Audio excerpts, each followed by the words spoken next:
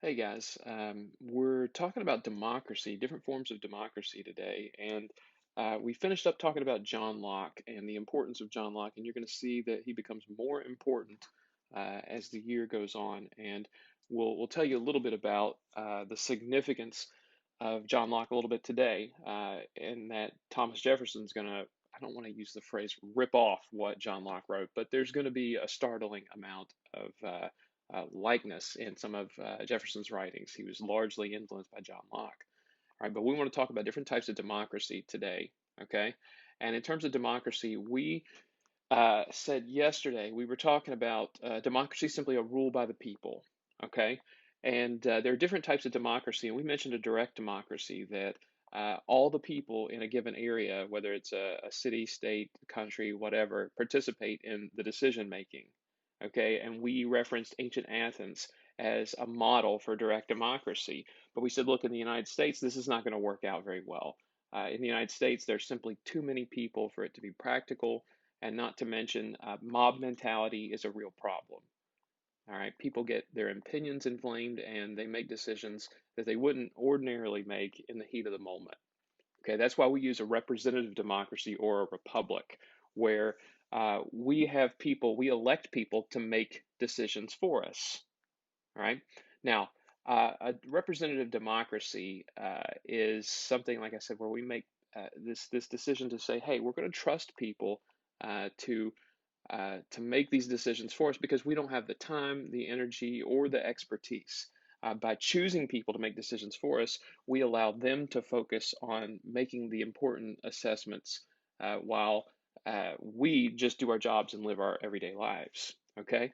Now, we have a representative democracy, but there are different theories about participation in democracy and how democracy functions the best.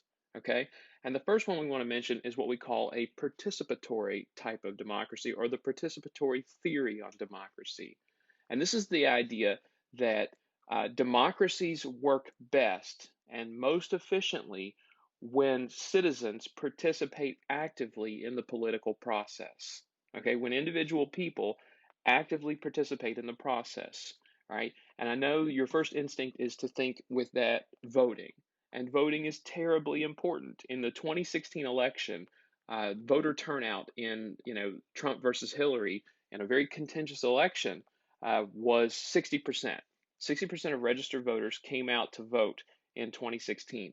That is absolutely dreadful when you look at what's at stake. Okay, the idea is that people should actively participate not just in voting, but in other forms of the political process, getting involved with local community groups, actively discussing politics, and not online either, okay? In person, all right? Doing things like helping people register to vote, informing people, educating people, okay? Exercising your rights and your freedoms. Participatory theory on democracy says, look, the more people that are involved, the better views and ideas get represented, and people have an active say in what's going on. All right. Now, the second theory on participation is what we call the pluralist theory. All right. And this stresses the importance of acting in groups. Okay. The importance of working together in a group is not something you have to really explain too much to people. Think of trying to tear one sheet of paper in half. That, in and of itself, is pretty easy. But trying to tear a phone book in half is really difficult. Okay, there really is strength in numbers. And the pluralist theory suggests that um, there's a definite importance in working together in groups and a variety of groups, right? When you have a variety of groups working to try to influence government and politics to try to get their way, ultimately you force your government to listen to these groups because there are so many people with these groups, and that there are so many different groups out there that no one group would ever have too much influence over the government. Okay? Again, that pluralist idea is the idea that people essentially are going to form groups, and that groups working together are going to have a really good impact on government and policy. Like, think, for example, an idea of a group. We'll say the NAACP, the National Association for the Advancement of Colored People, and no, they don't call African Americans colored people anymore. but the NAACP was founded at a time when that was considered acceptable.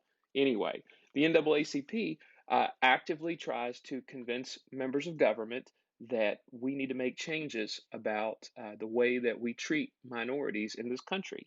And they've made significant number of changes over the years. And they say, hey, one person you might be able to ignore, but a large group of people, very difficult to ignore. So the pluralist theory is advocating that we get involved as groups, okay, and that groups will have a significant impact. All right. Finally, our third theory on participation and democracy is what we call the elitist theory. All right. And this theory on participation is that, look, there are only certain people and groups who have any real influence or power over government. Okay? The elitist theory says there's only certain people or groups that have any real influence, and those are the people who are in positions of authority who have wealth and resources at their means. The elitist theory says, look, we're going to elect people to get involved. These people are governing leaders. These are the people we vote for a reason. They have expertise, they have knowledge, and they have the confidence of the people. Okay? The elitist theory suggests that, hey, there's only certain people who really need to be involved in the decision making. All right, those are your three theories on participation in the government. Okay, people in the elitist theory say it's not super important that everybody participate in a political process. Okay, the pluralist theory says, hey, we got to get people involved, and you're going to see naturally people involved in groups. And the participatory says, look, everything works better in a democracy when individuals participate. All right. So let's talk now, since we got some basics down about John Locke, about forms of democracy, who's really in authority. We want to talk now about uh, some background leading up to the Constitution. Okay, and the Constitution is the most important thing in terms of our government and the foundation. But we want to give you some background leading up to that. First of all, it's significant that you remember that each of the 13 colonies, okay, when the United States declares its independence, each of the 13 colonies, they're extremely different, okay? And you don't have to memorize the differences, but I want you to think about this for just a second in terms of differences among the colonies. One of the big differences is there's a huge difference in the economy, okay? Like the northeastern part of the country, your New England colonies, fishing, shipping, industry, those are important to developing their economy. The middle colonies, you start to see agriculture becoming more significant, particularly tobacco farming. Southern colonies, you see cotton, tobacco, and other cash crops that are going to be significant there. And you see a difference like in the North, slavery is not considered essential. In the South, it is. You look at religious differences. You go to different parts of the country and different Christian denominations were prevalent. You had the Puritans up in the Northeast, like Maryland was a safe haven for Catholics. Pennsylvania was like, we'll accept everybody because the Quakers just love everybody. Georgia was founded specifically as kind of a debtor's colony. So all over the place, religion was prevalent in different denominations, and you had different ways of life, economy. It's just a different, you have to remember that each of these colonies saw themselves as an independent little nation. Okay? And remember the article we read at the very beginning of the year, The American Myth, the idea that uh, America's never really been as united as we would like for people to believe. Okay? That's what we're trying to get you to remember. Now, something else that's significant too. The one thing that the colonies could agree on is that Great Britain is bad. And you see here the little flag that was a cartoon initially, which says "Join or Die." Okay, and you have the segmented snake here that we're saying, look, if we don't work together as 13 colonies to fight off the British, we are in big trouble. Right? And Benjamin Franklin once noted to have said, if we do not hang together, we will surely hang separately. All right, meaning that the colonies needed each other. Okay, and the one thing that they could agree upon was the significance of fighting back against Great Britain. Now, what we want to look at next is the Declaration of Independence. And in AP Government, there are certain documents the AP people say, look, you can't teach an American government course without reviewing the importance of certain documents, and the Declaration of Independence, okay, is one of those documents. And so here's what I'm going to do right now. Going into Schoology, okay, I'm going to drop the Declaration of Independence in your folder, okay, and beyond that, there's certain things we're going to look at with the Declaration, all right? So we're going to constitutional background, and I'm going to drop the Declaration right here into all of your little folders today. All right. And today's Tuesday. I'm sure you're excited that we do not have to be in the building. I miss you all yet again. Okay. And disco. All right. So I'm dropping the Declaration into your folders. All right. And here's what you're going to do. We're going to open the Declaration of Independence. Remember, the best thing for you to do is to download it. And then we're going to drag and drop. Drag and drop. There we go. All right. And then you double click, excuse me. It's early in the morning. I can't talk correctly at the moment. All right. So we're going to walk you through some things in the Declaration of Independence. Okay. And I'm not trying to insult your intelligence, but the Declaration of Independence, all right, is literally the United States saying, yeah, Great Britain, we're breaking up with you. Okay. And I'm going to walk you through some things here in the Declaration that are extremely significant. And the first of them is this.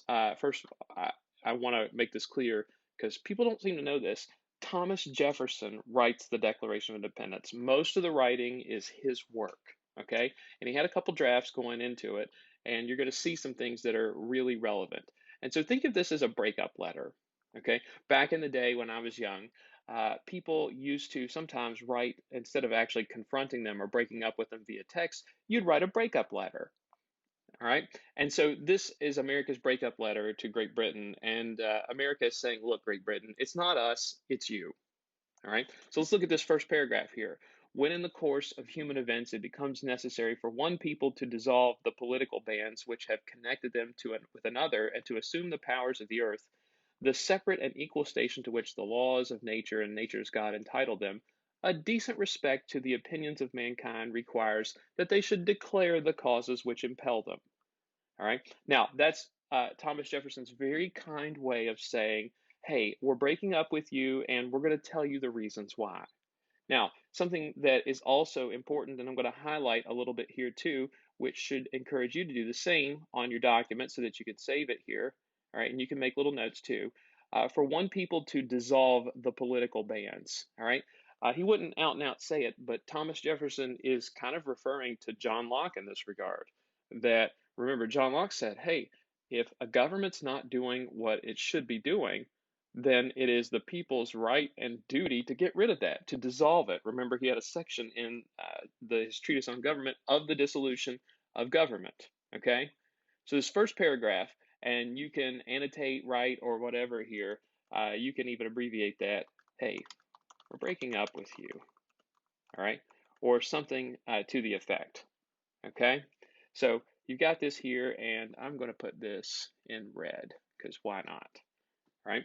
Now, some of this other stuff you can annotate however you want, but we're going to go in here and note some things. All right? We hold these truths to be self-evident, that all men are created equal. All right? Look, that's significant for us here. All men are created equal. Hey, isn't that one of the things in particular that essentially is one of our core beliefs, our political culture? Remember, last chapter we said, hey, one of the things we agree on in America is equality of opportunity. All right? And equality of opportunity and political equality are significant for us. All right. Thomas Jefferson is echoing that thought, and it's also a thought that John Locke had. All right. Remember, John Locke said when people are born into the state of nature, they have perfect freedom, and everybody has that perfect freedom. Okay. That people essentially have the same rights. All right. We hold these truths to be self evident that all men are created equal, that they are endowed by their Creator with certain unalienable rights. Okay. Unalienable rights. If something's unalienable, that means it can't be taken away. That's the concept that's part of our political culture. Natural rights. There are certain rights you have simply because you're alive. All right. That among these, meaning that there's more than these, but among these are life, liberty, and the pursuit of happiness. All right. This is Thomas Jefferson uh, stealing directly from John Locke. Okay. And he is using the phrase life and liberty, but he changes the third term property. Okay. And there's a lot of different theories about why that is, but this is a direct reflection of John Locke on Thomas Jefferson. Okay. Life, liberty, and the pursuit of happiness are things in particular. Sorry, I'm just getting another call from the powers that be at the central office. All right. Now, life, liberty, and the pursuit of happiness are significant for us. Okay, these are things that really matter uh, to us as Americans. Okay, now keep reading here. That to secure these rights, governments are instituted among men, deriving their powers from the consent of the governed.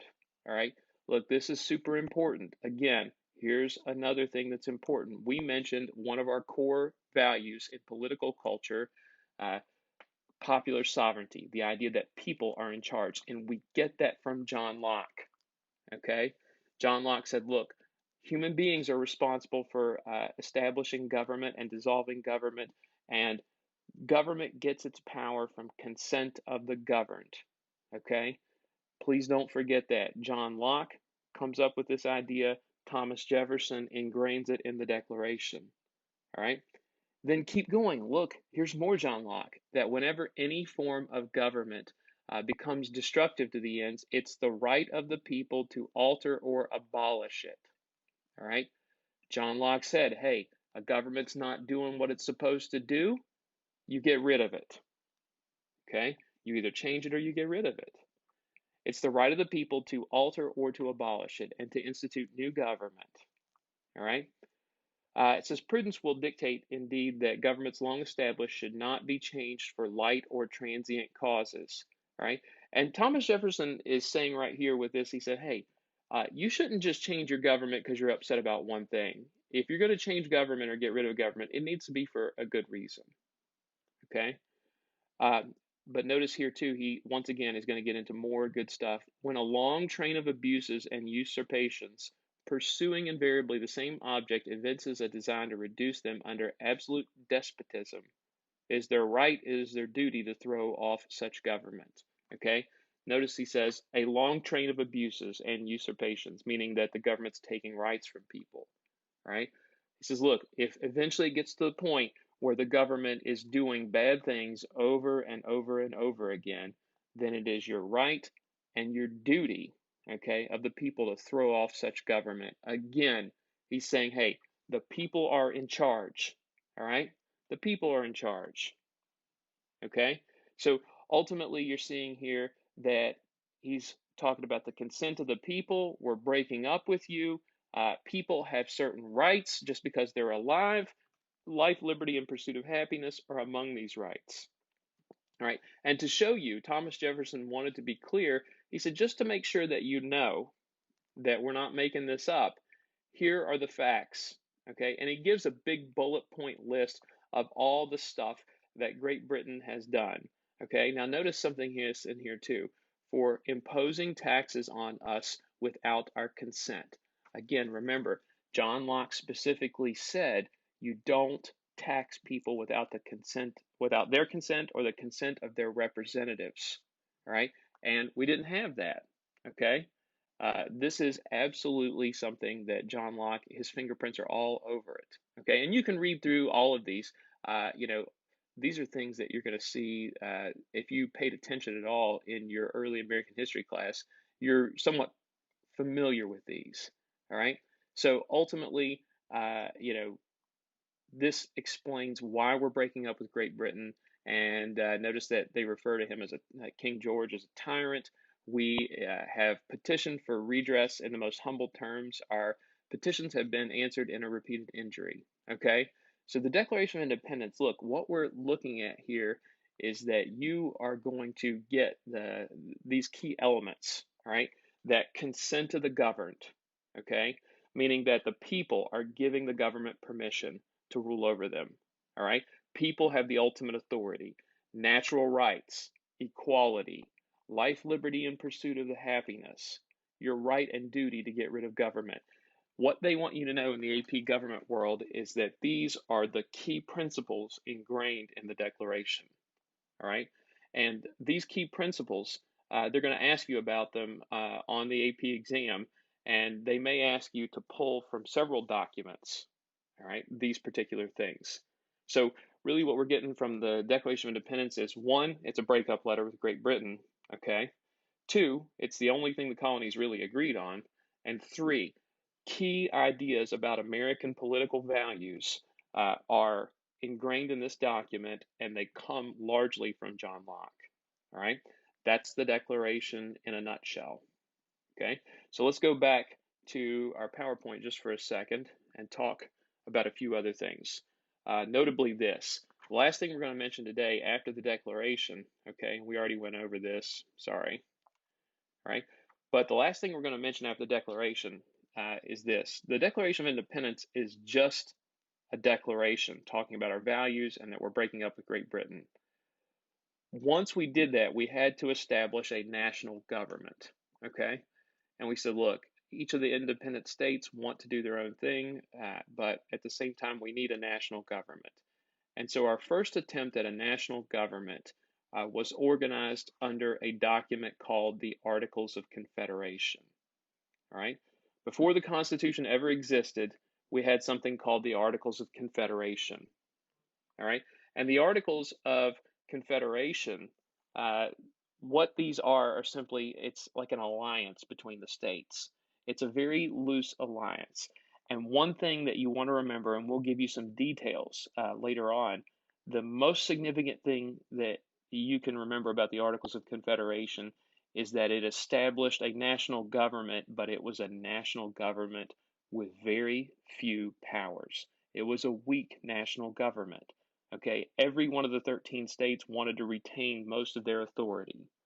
All right, we'll get into the details about this tomorrow, but the Articles of Confederation, if you remember nothing else about it today, remember that it establishes a national government, but it's a national government that doesn't have a lot of power and authority. All right, and that's a good place for us to stop for today. Hope you guys are having a great day.